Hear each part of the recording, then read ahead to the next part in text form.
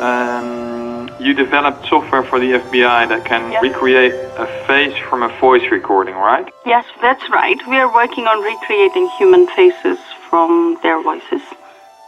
Is it possible to do it the other way around, so to make a voice from a face?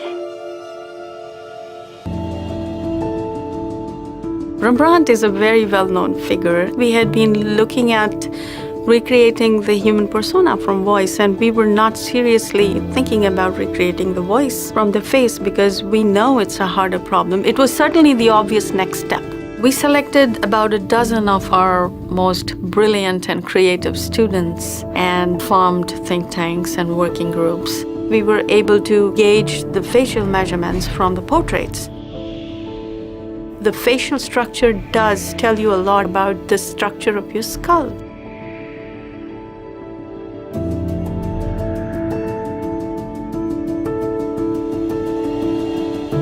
Knowing the structure of the skull, we might be able to deduce the size of his vocal chambers.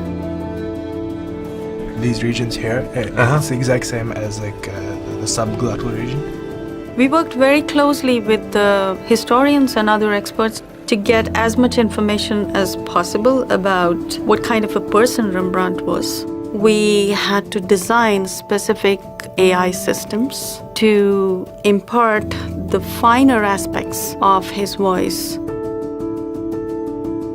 I believe at this point the rendering is good enough that if someone from Rembrandt's time who knew Rembrandt closely heard it, they just might be confused.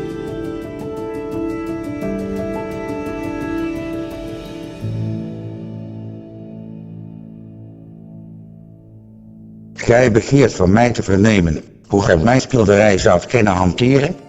Ha, vooral zeg ik u, niemand, behoudens mijzelven, kan schilderen als Rembrandt.